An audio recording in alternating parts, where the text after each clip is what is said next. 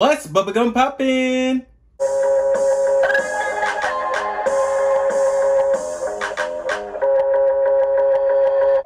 So good.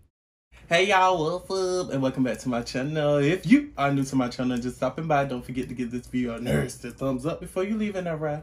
Don't be mad, G. Go ahead and subscribe to my channel if you haven't already, so you too can be a part of the FNTgang. And if you're already gang, welcome back. Hey. Alright y'all, so today I am doing a king crab mukbang. I also have some jumbo shrimp, cucumbers, potatoes, and I am sipping on some blueberry acai truly. Yes, indeed. The king crab is drenched in my black denim drip sauce. And I also have some Dame Dash, Dippin' Dash sauce in the middle. Y'all, everything looks so good and I'm so ready to eat. So I'm gonna go ahead and say grace and we're gonna get started. Amen.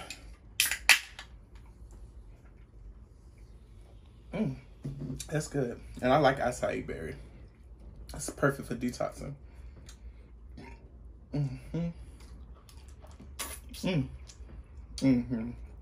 Oh yes, sir. But how y'all doing today? Happy Thursday.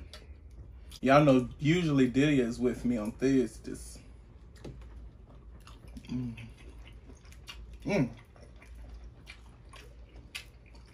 So good. I hear a train coming. Train always be trying to ruin my drip.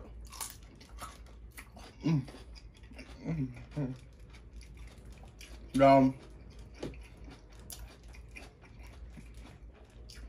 ahead now.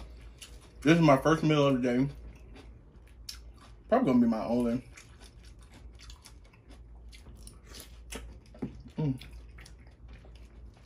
Because it says a lot of food. Oh, everything tastes so perfect. I said the only thing I'm missing is some sausage.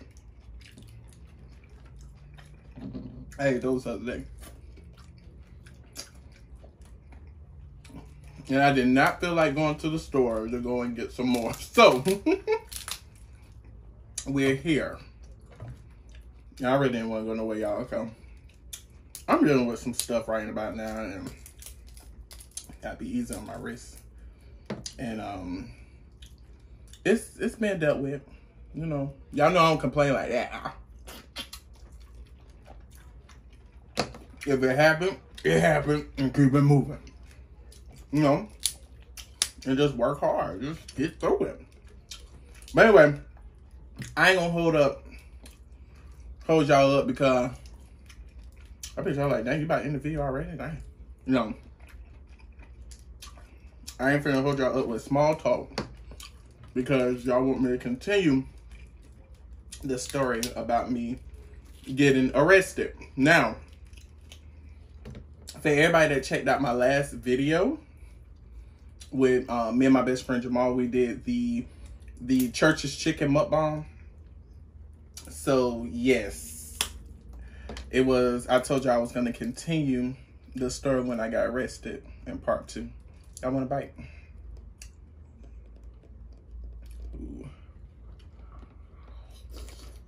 Ooh.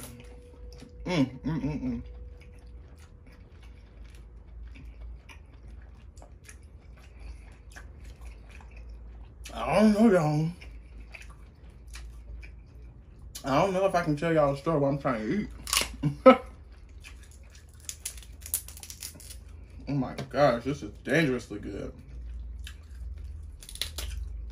And it's not because I didn't eat all day. This is tasty. Let me get an onion. There we go.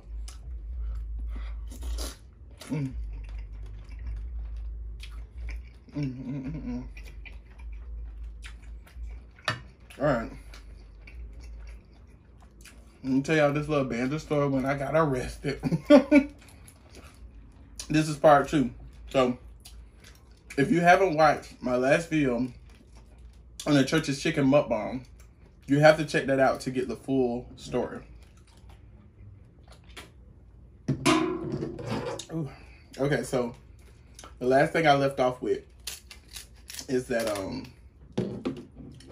This is after the confession room, or the interrogating room, as Jamal told me that's what it is. Because y'all know he worked for the state. Nah, child. So anyway, after I left the interrogation room, I went inside this whole box. Saw this girl in there. She was just over there laughing, just cracking up. And I'm just like, girl, you know, what you laughing at? So she said, she asked me what I was in for. And I told her, she was like, you know, she can tell that I never been here before. And I was scared, because I was so scared, y'all. Like, I never got in trouble like that before. Like, I was terrified. I was in there with vets. People that got into some trouble and, you know, they got let off and did something stupid and end up going back. Like, that wasn't me. I wasn't that girl. But anyway, she was laughing, and I was just looking at her like, what's going on? So she asked me what I was in for. And I was like, for cutting somebody. So she was looking at me like, is that it? And I was like, yeah. She was like, huh. And I was like, well, what are you in for? She was like, she had beat a clerk with a bat because he had wrongfully accused her. So she got mad and was beating him, whatever. Ooh, look at that. Oh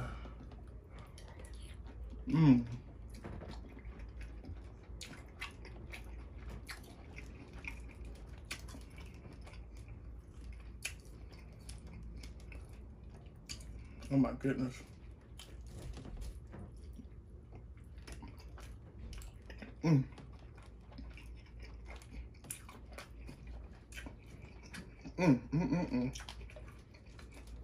Man, that's good.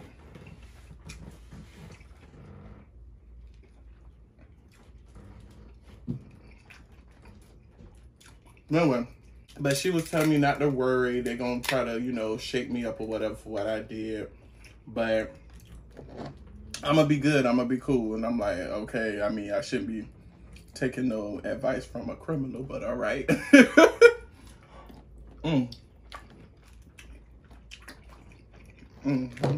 So, anyway, finally, like, it had to be like 2, 3 o'clock in the morning. They finally decided what division or whatever they want to call it. Like, if Jamal was here, he would have told me, like, all the names. But they took me to my division. And I got my mat, I got my pillow. Of course, I had to sleep on the floor. And probably like an hour or 2 later, it was breakfast time, so they was beating on my mat and woke me up. Mind you, like, when the incident happened, like when I actually got arrested, it was like 12 o'clock in the afternoon. So, 12 o'clock in the afternoon to like 2, 3 o'clock in the morning, like I was sleeping. I was so sleepy, like they was beating on my mat. It was like, breakfast time, wake up. The breakfast was terrible. I bet y'all like, it ain't supposed to be good. Ain't no home cooked meal. But yeah, y'all, it was terrible. It was like, what was that? It was like cornflakes, hard-boiled egg. That's, oh my gosh, it stunk so bad. Hard-boiled egg, soggy waffles, no syrup, of course. It was just a hot mess, y'all. And that's not what I was used to. So anyway, I ended up standing there for 5 days, 4 nights. Every day was a struggle. Went to my first court date, and they told me that everything is still under investigation. You know, we couldn't afford a lawyer or anything, so I was represented by the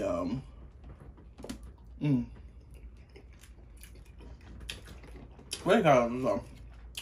A city attorney, a community attorney, something like that. So it was a whole bunch of stupidity. Like, I to be honest, I don't know what was going on. I don't know what was said. I didn't understand what was said. And I was just a child. Again, I never got in trouble. So, but anyway,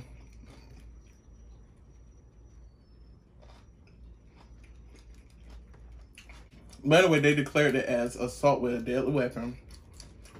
And when I was telling the, kids that was in with me what they had sentenced me with, of course they was like, ooh, you're going to be here for a while. You're going to be here for a while. The lady said I was going to be in there for 6 months, up to 6 years. I really didn't realize what I have done. I was terrified.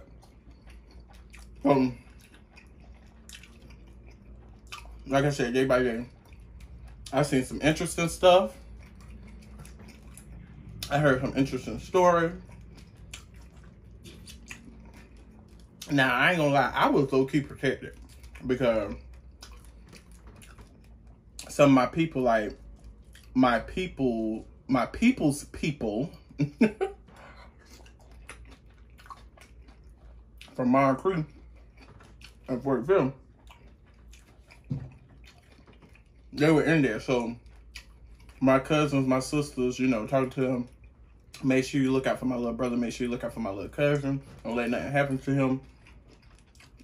And I was straight. Now, it's the fact that I had people watching over me, which made people try to come and attack me, or come after me even harder. I promise you. I followed everything they told me to do. Don't look at nobody for a long time. Don't talk to nobody. Don't try to be friends with nobody. Just do your time and get up out of here. If you fight, extra time added on. Just be careful what you do.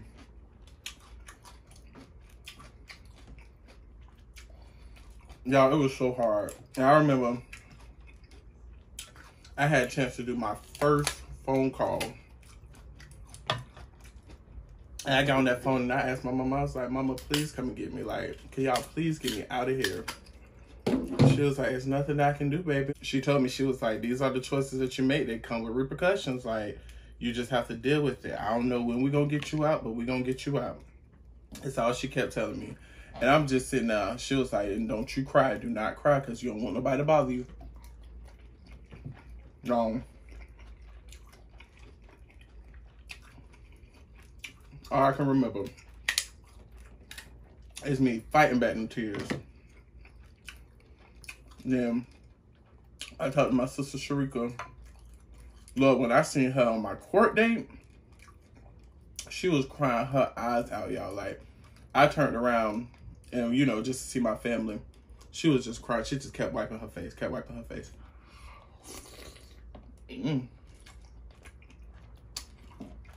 But I get on the phone with this girl. She asked me, am I all right? She missed me. The girl told me that she got a boyfriend. I'm like, a boyfriend? Child. Yeah, that's when she met Tony. It took me to go to jail for her to get a boyfriend. Like, I feel like she seized the opportunity. So y'all can ask Tony. That was my woman. But yeah. She told me that she have a boyfriend now and yada yada yada. She can't wait till I come home so I can see him, so I can meet him. Like, me and my sister has always been close ever since I was a child. So the same way we communicate and talk to each other, like y'all see, we always talk like that, which is kind of weird because I was a child, she was a grown lady. So I ain't had no business, like, you know, in her business like the way I was. But, you know, ain't no tea.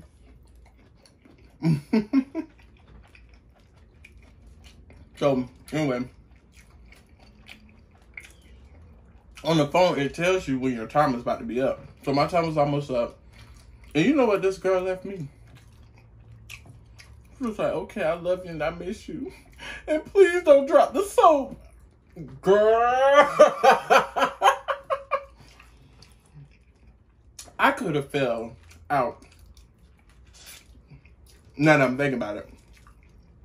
But I was really into it. I was like, okay, like, it was just the worst. So anyway,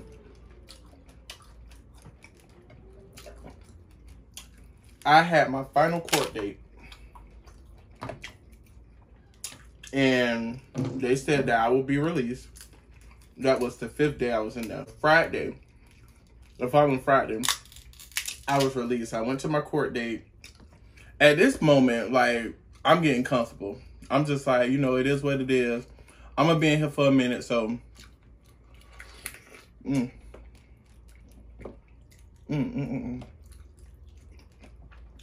beat them, join them. I was even about to get a tattoo on everything. Actually, I'm trying to see.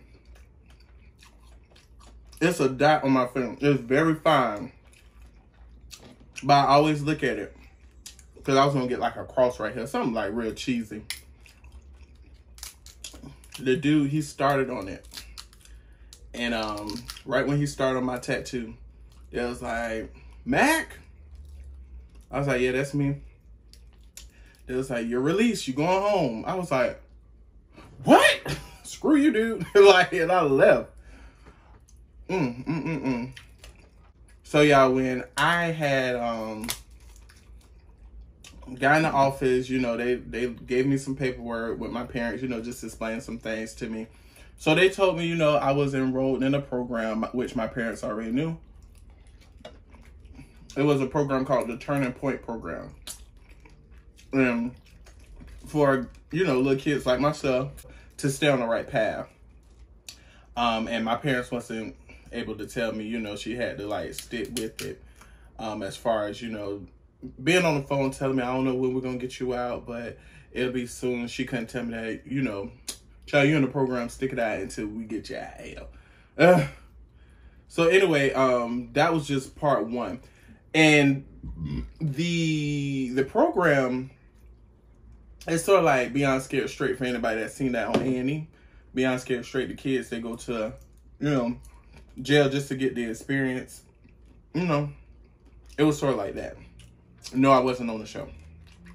But anyway, that was just part one. Actually being inside.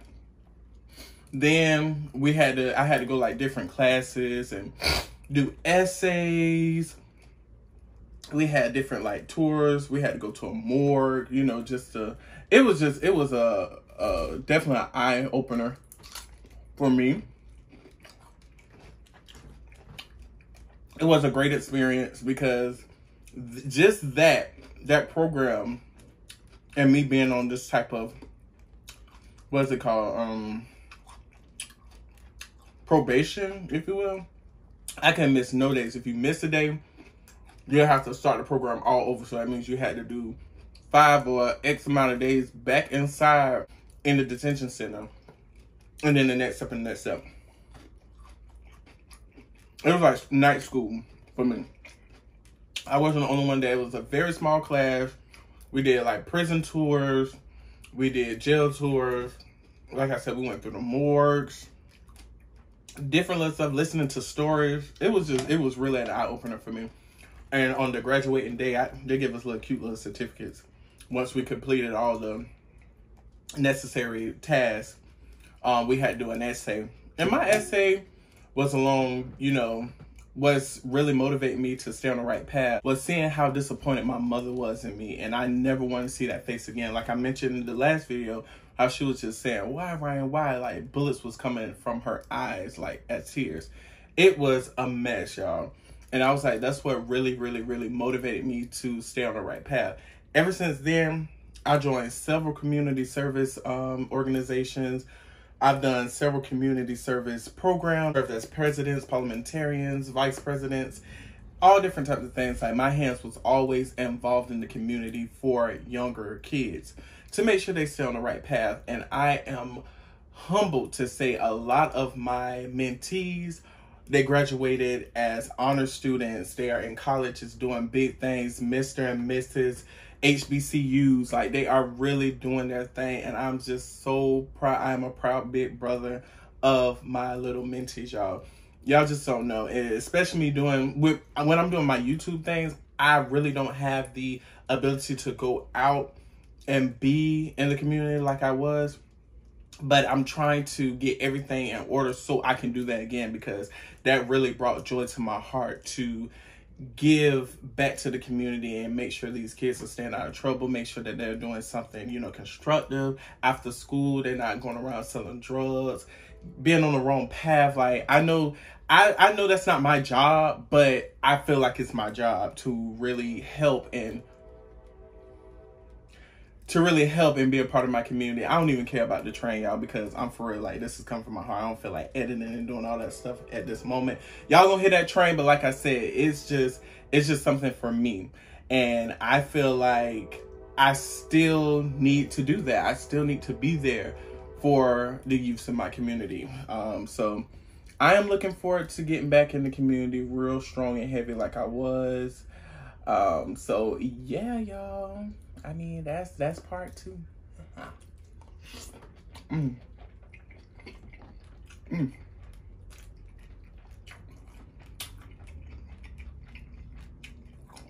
Oh, excuse me. Oh, that's good. That was lovely, y'all.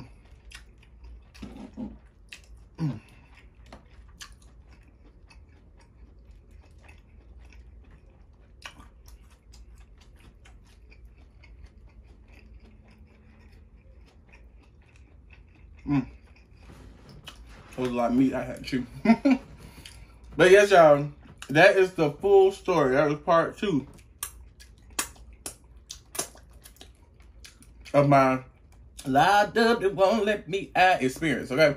So, if you will, can you please go ahead and give this video a nasty thumbs up if you like it, and don't be banned. Go ahead and subscribe to my channel if you haven't already, so you too can be a part of the FNTgang. Alright, y'all, I'm out, yes indeed, and don't forget to stay popping bubbleliciously. I hope y'all enjoyed the video. Let me know what you think in the comments. I know y'all gonna say you need to get back out there in that community. I know, I already know. So just go ahead and say it. But alright, y'all, I love y'all. I will see y'all next time, yes indeed, and don't forget to stay popping bubbleliciously. See y'all later. Bye.